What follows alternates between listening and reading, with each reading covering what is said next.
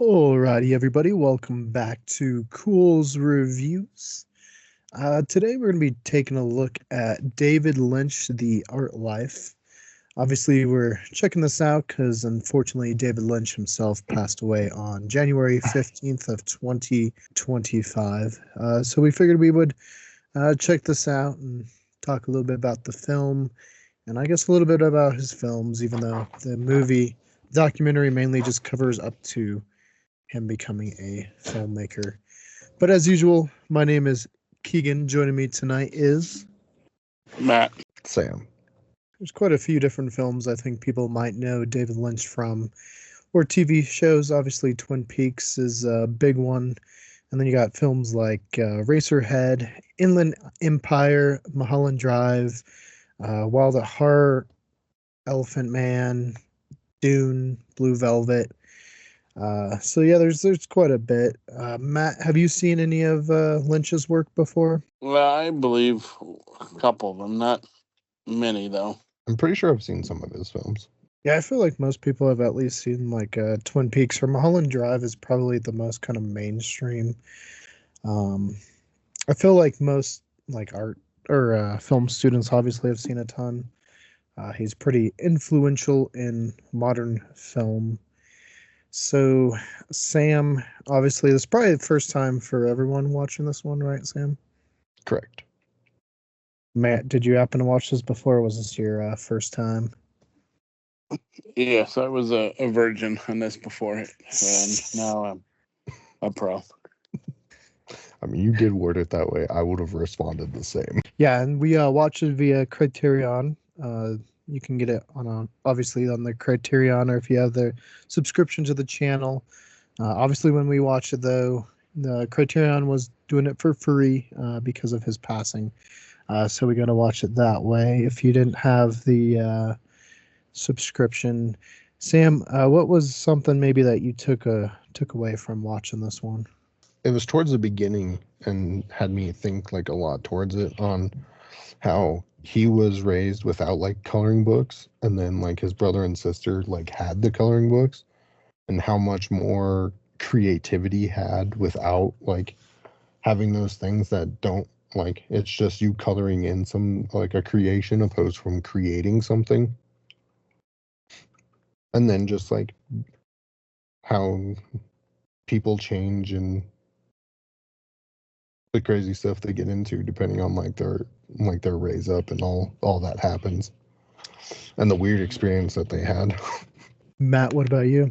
It kind of confirms artists kind of have crazy lives. I mean, he had a very interesting life. I'll tell you that much. From like Sam said, a little bit when he was growing up, just being very kind of secluded. I think he said to like a 2-block radius. He didn't go outside of his town too much, I guess, and some of the celebrities that he's roomed with and became roommates with, and the way they broke up, and just, I don't know, interesting lifestyle. Right, I did enjoy the part where he's like, his one roommate was like, no one walks out on Bob Dylan. He's like, fuck you, I walked out on Bob Dylan. Get out. But yeah, you're right. He said his world was kind of just 2 blocks to the little shopping grocery store, convenience store, whatever, to the park. And it is kind of interesting when you're a kid, your world is so small. It's one thing I guess I was thinking about. You think back to your childhood and you're like, yeah, I guess it is kind of just like where you grow up is just where your friends happen to be from. And then you don't really get a bigger picture of the world until you start getting a little bit older, obviously. I think around high school is when you can start actually going out and exploring. And then when you're old enough to travel the world and you're like, wow, the world's actually really, really big. You know? Well, I think it's, once you get that car, but I think it also depends on where you grow up. Growing up in Aurora, I extended out probably several miles outside, going on bike rides sometimes with friends until, we'd be like, all right, we're probably going to get in huge shit, but we're all the way up to this next intersection. And if you're from Aurora, I grew up Buckley and Iliff, and we went all the way up to like Hampton and Tower before, and then On the opposite side, I don't recall the intersection right now, but it was all the way up by where like the big lots was. So definitely some areas we probably were too far from home, but that thrill and seeking of adventure to see how big things really were. But yeah, I mean, for the most part, yeah, it was probably within the 6 block radius of my house. But yeah, I fully agree. Right. Yeah, I totally remember just riding bikes with my friends, just back and forth. And the friends that I guess at that point were friends that I had met when I first came to Castle Rock. So like Jeremiah and Nathan and Michael and all them. And once we started to move, we still lived in Founders, but on opposite sides. And then Jeremiah would move to another side of Founders. And so, yeah, you started riding a little bit further. And of course, Founders back then isn't what it is today with grocery stores and McDonald's and all this stuff. It was just like a little neighborhood. And then the Meadows was super far away, it seemed like. And yeah, good times. And kind of like you said, how late can you stay out is something he did bring up because he got a job painting and he wanted to stay out later. And his dad was like, no. But it was the guy that saw him painting and talked to his father and was actually like, no, he's actually here working and he's really good at it and he really enjoys it. And that's kind of what helped his father be okay, I guess, with him staying out later. Matt, was he a fan of Philadelphia, do you think? Sure. Well, you could say that. See, I took it the opposite way. I think he liked it for the fact it helped him, at least with the school and stuff. But man, he had some crazy stories with Philadelphia. Uh, that was an interesting part of the film there. Yeah, I know it was not. I don't know. I wouldn't say it was a tough read, but you could go either way. You could make an argument for both sides of it. Yeah, no, some of his stories though, he was like, man, this person was crazy. What was the one she thought she was like a rooster or something, just walking around in her yard? And he said he kind of lived in like almost constant fear. And then they would show, it wasn't his pictures, but it must have been someone that went to school with him. There are pictures of Philadelphia where it's kind of run down. He did call it the poor man's New York, which is interesting. I don't know if I've ever heard of it kind of referred to it that way. I think what also interested, as he described, the stuff he saw when he was a kid, like he fondly remember, like I think he was, what did he say, second grade, third grade, but maybe he didn't say a grade, but like having this image of this lady coming at him stark naked, and he was a kid, just like this was the first time he's ever seen a grown woman naked. But as he got closer, she was bloody, and just the more detail and elaborate came. So I'm still like, wait, did he really see that, or is that just like he blacked out and picture this? And this is where this artistic side, dark art side, came in and whatnot. Well, if I'm not mistaken, I think he was with his brother, and his brother started to cry. Yes, that is correct. Yeah. There was definitely some interesting ones. There was the one where he this was later in life, but he wanted to go to the morgue. Like he had befriended the night morgue manager and he just wanted to know what it was like. And he went there and I guess he was taking an OLED and he didn't like it. He was like, yeah, no, I left. uh he was just like, it was really weird. Just being around because he was said there were so many stories, but he didn't know what the stories were, but he knew there was all these stories around him that were, which is interesting. I don't know if something with us, maybe we can sort of relate, being that we do the paranormal side. So we're kind of not going to morgues, but we've been to like haunted morgues, like in Waverly Hills and stuff, and some of these locations where, well, I've been to Waverly Hills, but we've been to places where like these things happen, like even when we did our Chuck E. Cheese thing in the what is now Panero, which was the old Chuck E. Cheese. And yeah, it definitely carries some I don't know. There's a heaviness in the air, Matt. Do you agree? Yes, absolutely. There was something heavy there. I mean, I think you go to any of the sites. You mentioned the time you went to Ground Zero. Just the cold feeling of like emptiness. Like I think a lot of these sites that have historic things, even when we went to Columbine, you could just feel that there was an energy change, and um, it's very interesting to get some of these vibes and feelings from some of the sites we've been to. Mhm. Yeah, and so that was interesting. That was just one thing I kind of picked up on that we can relate to.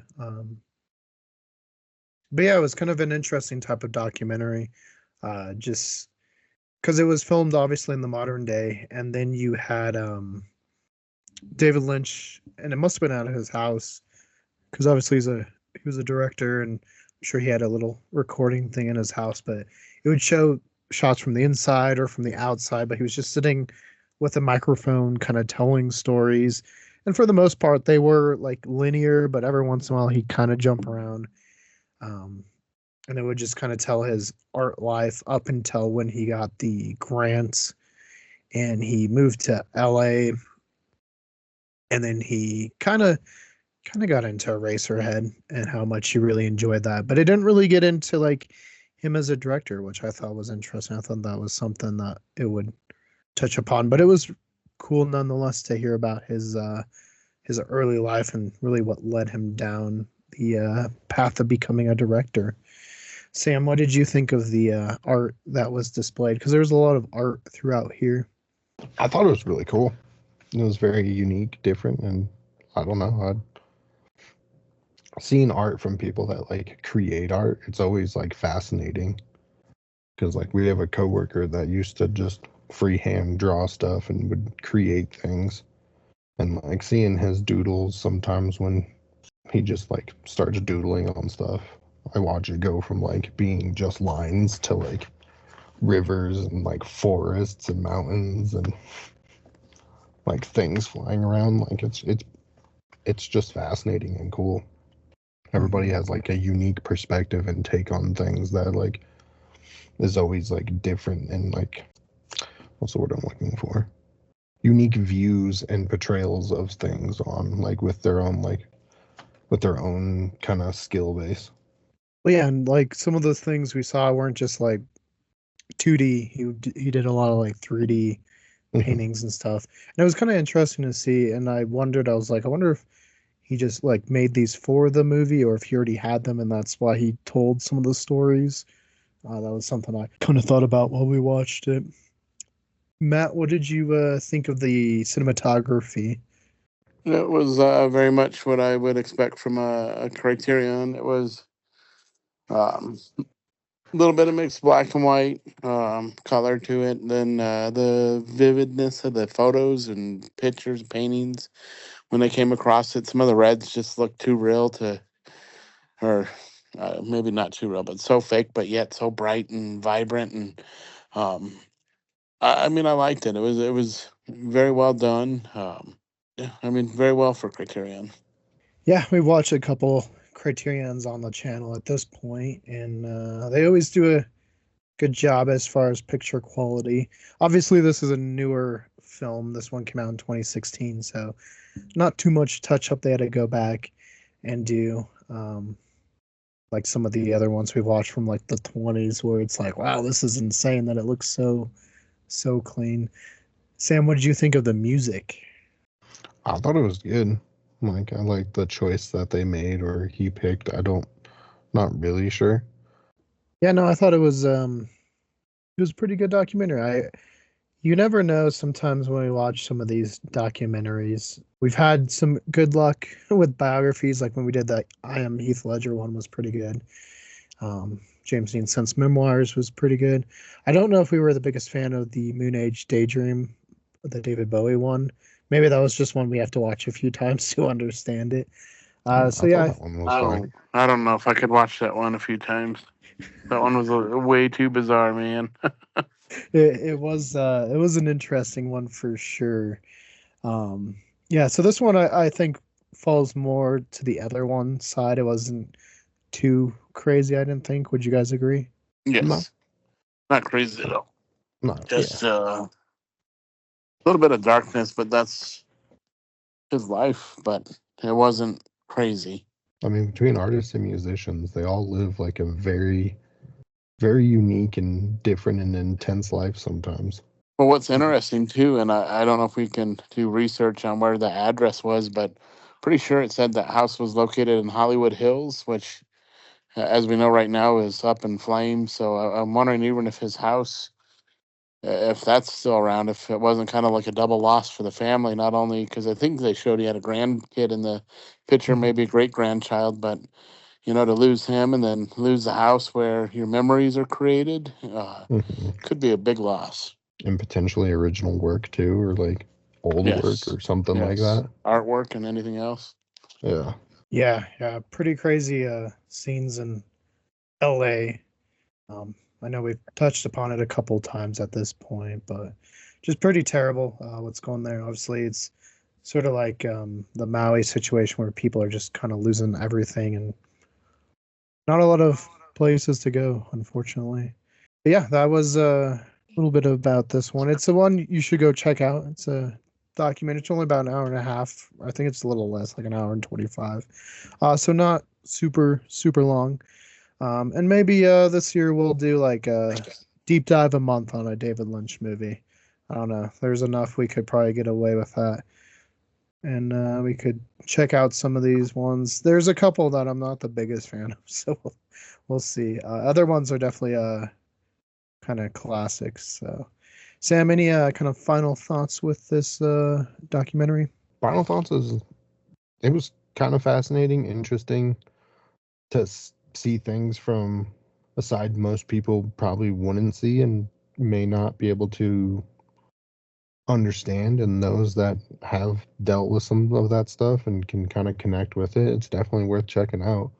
I do recommend it. Would give it a 9 out of 10. Matt, what about you?